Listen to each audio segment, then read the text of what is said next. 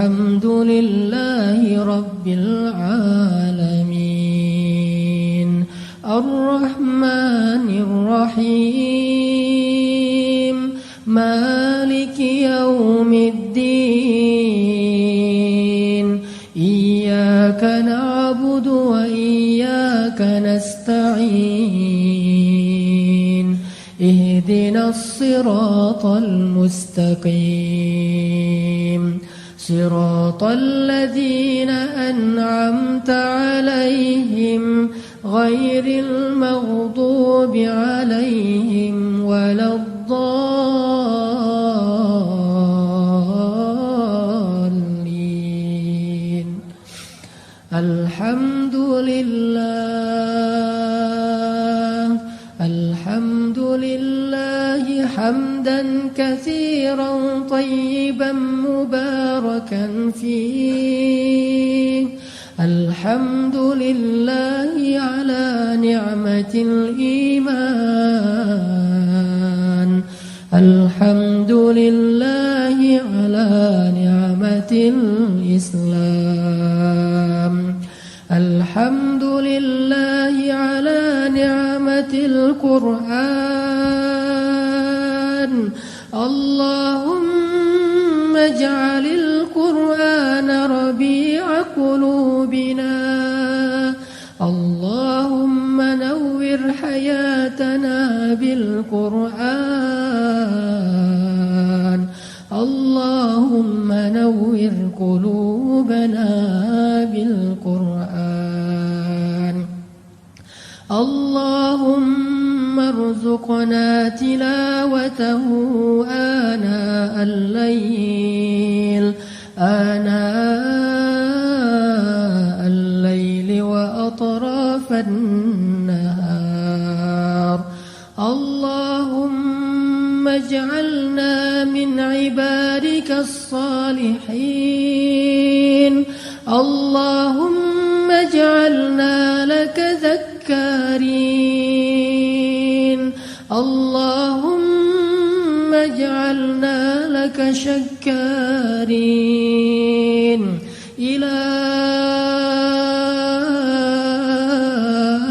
ilahana ya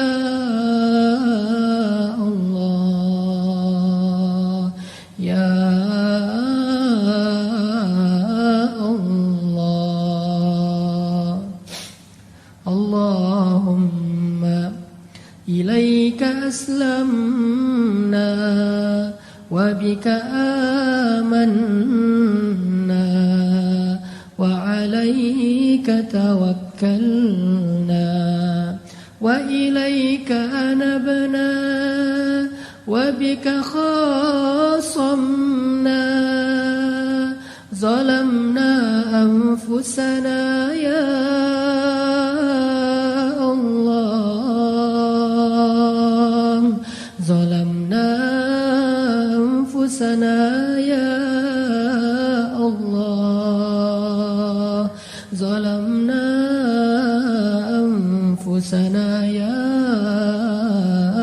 Allah wa illam taghfir lana وإن لم تغفر لنا وترحمنا لنكونن